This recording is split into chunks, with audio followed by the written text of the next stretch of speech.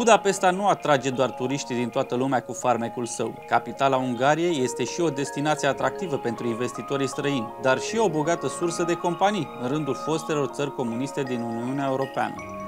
Ungaria are într-adevăr cea mai mare taxă pe valoare adăugată din blocul comunitar, 27%, și este destul de costisitor să-ți deschizi o firmă aici.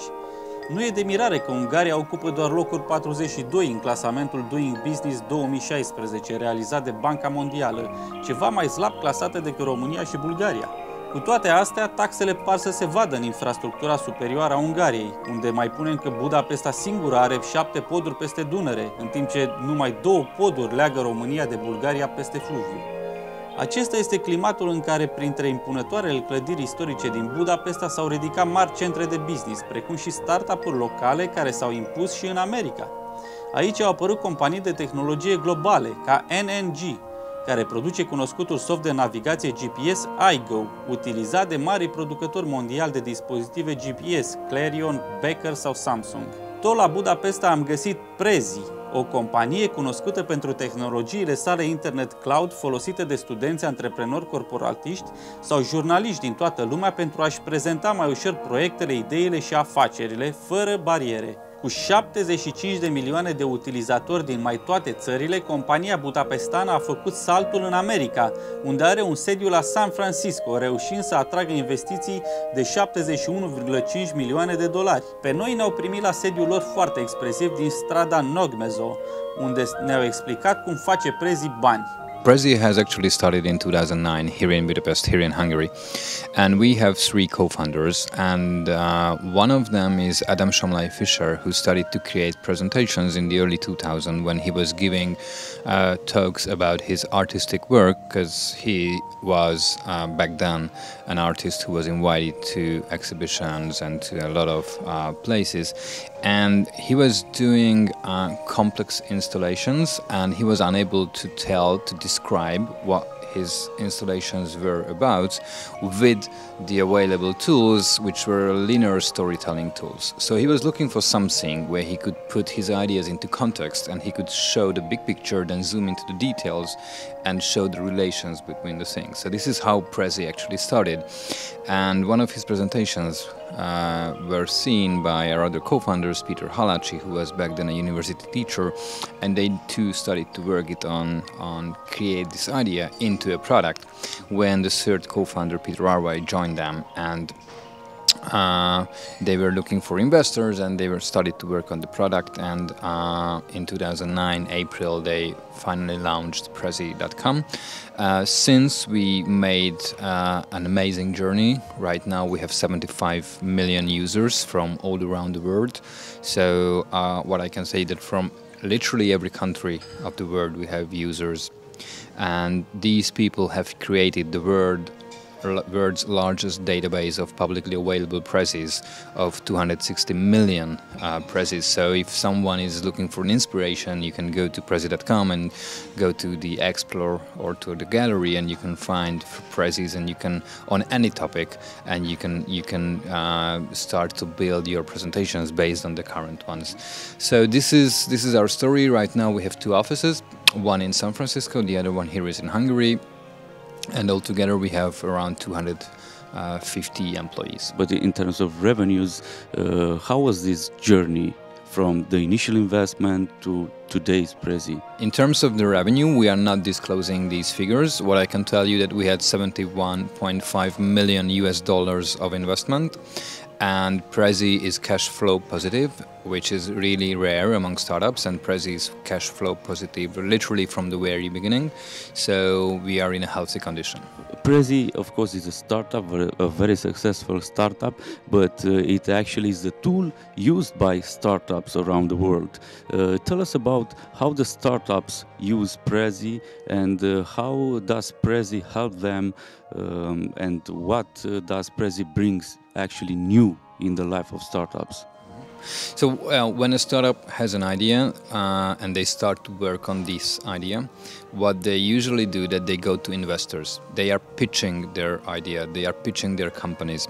And this is Prezi is really great in, because when you want to tell a story of your company, you want the audience, let it be an investor or let it be a potential user, to actually remember what you are saying, that remember or understand how things relate to each other. And this is when Prezi comes to the picture, because with our tool you can be more engaging and you can be more detailed and in a more let's say fun way, in a more memorable way, you can share your story. And it's not only, as I said, it's a nice Prezi what you can have, but it actually makes people to understand your product, which will help you to close more deals. So I can give you some numbers. For example, there is a Crunch franchise in the US. It's a gym franchise, and they are always looking for new partners. They are traveling around the country, and they told us that since they have switched to Prezi, they could increase the number of deals they have secured by 30%. So this is the difference Prezi can bring to the table, that you can be way more successful by using Prezi. Prezi uses a freemium model, which means that as long as you are happy to have all your presentations public, you can use Prezi for free. If you want to keep your presentations private, and if you want to have additional features like offline editing, or you can add your logo to your Prezis, then you can choose from two paying licenses. One of them is Enjoy and the other one is Pro.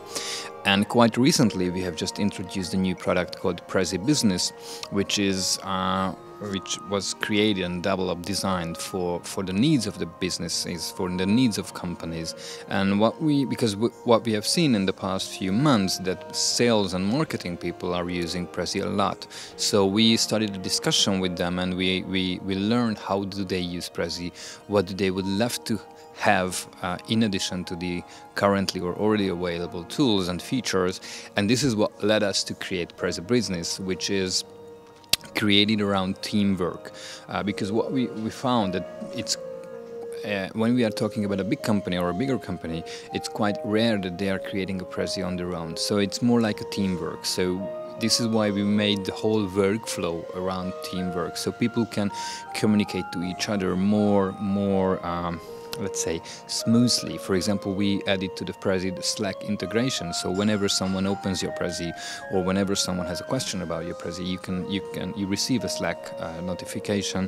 And also what we added among other features is the Prezi Analytics. So when you talk to a client, you send over your presentations, you can actually send them a link where you can see that which part of your presentations was the most exciting for them. And this is really, really helpful for you, because you know, okay, so this part of my message resonates well with them, so this is what I should follow up when I talk to them. So these are the tools which were created around the new product or in the new product, and this is what Prezi Business is. Is it difficult for a startup from Central and Eastern European region to go to the United States and make a name out there? Well, the competition is huge. So in one term it is. On the other hand, it has never been as easy as it is today. So if you see that there are more and more companies emerging from this region, it is already a proof point that actually it is a feasible thing, that what you have to do, you have to actually start to do it, and then you can make it happen. And it mainly comes from the fact that you can launch a company wherever you are, because it can be reached by your users through the internet, and you can provide your services through the internet. This is an opportunity which was not available for the generation before us. Până la urmă, de ce au nevoie startup-urile europene să plece în Statele Unite, în condițiile în care Uniunea Europeană oferă granturi consistente și instrumente financiare ca Horizon sau Jeremy? Peter Kovac, un important jucător în zona startup-urilor maghiare și europene în general, crede că este vorba în primul rând de experiența investitorilor și de capitalul disponibil din America. Kovac, care se autodefinește ca evanghelist social, ajută startup-urile din Europa și nu numai să schimbe idei și să încheie parteneriate, caută personal specializat pentru ele și le pune la punct strategii de marketing prin firma sa ICQ. What I see myself is that the US market is more mature, so that's the oldest democracy in the world. And this whole entrepreneurship thing has started just much earlier That's the first thing. Secondly, they have still, at least to date, the largest integrated one language speaking market on the world, with a huge financial power. So people can afford paying for things, and culturally they have got used to paying for things. If you have a look at countries like Sweden, which is kind of similar to this, or the Netherlands, they are much more smaller countries, and they have never been so integrated with each other, and because of languages and and things like that. So it has never been so easy to go for such a regional or even more global level before. But I definitely see it's changing now, and we need another, I don't know how many years, to start having, hopefully, unicorns as well from Europe. Yeah, but here in Europe we have the EU funds, EU financial instruments like Jeremy and so on, Cosme, Horizon 2020, and so on. In America, they don't have things like this. They only have private money, private investors, venture capitalists, and so on. But that's called smart money.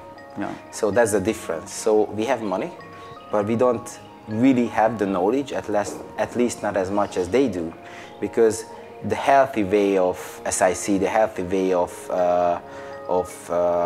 investment is that when you get an investor for your startup, money is not even the most important thing. Of course, it's very important because it gives you, first of all, time to only focus on your startup or your company. But what is more important about investment is the connections and the experience. So the ideal investor is not just a guy with a lot of money, but a guy who will become your co-founder, a guy who will do everything for your success, that you can breathe together, who really understands your values and why you're doing that. And again, because of the reasons I mentioned earlier, the culture for entrepreneurship has been just older, on this level in the US. So they have a lot of money to invest, so I wouldn't say it's harder to get an investment in the US. Probably they are smarter in making investments now because it's a more mature market. But again, what really matters is the connections. And I have just read actually something about Austria this morning, that they are one of the most well-funded country in the meaning of money available for startups. But it's still not enough itself, as you also mentioned. So this is I think we need more educated investors in that meaning in Europe. Educated doesn't mean more university degrees, but more experience. Peter Covaci, care a lucrat și la Prezi, crede că acest model de business nu este neapărat nou și poate fi copiat și multiplicat în Europa de Est pentru alte afaceri de succes. Prezi is one of the most amazing accelerator for individuals. Why do you say that? I say that Prezi, when Prezi started, Prezi also didn't only mean building the company, but also building the culture. And people who had the chance to work at Prezi before or nowadays, they had so many opportunities to learn things about how to do it, that now I see a lot of people actually going out, joining maybe other companies or starting up their own companies, but they learned something while working at Prezi they wouldn't have been really able to learn anywhere else, at least in Hungary. So those are the things that really matter, and also when a startup gets really successful and gets acquired by another company and something like that, then the founders can do something with their money. I definitely see that happening in Budapest as well, and also in other countries and cities, that now we are starting, so people that have real experience from the market, who have went through all the pain and the success and everything, now they are becoming investors. And they don't only have money, but they have a lot of experience and connections and everything that they can also invest into companies. And that's the way, I think, how we can get there. Prezi did an amazing job and has been doing an amazing job. It's still doing, also in this meaning. But at the same time, I think it's not unique in the meaning of probably it has already happened also in other countries before. So they have probably also learned from others and implemented somehow.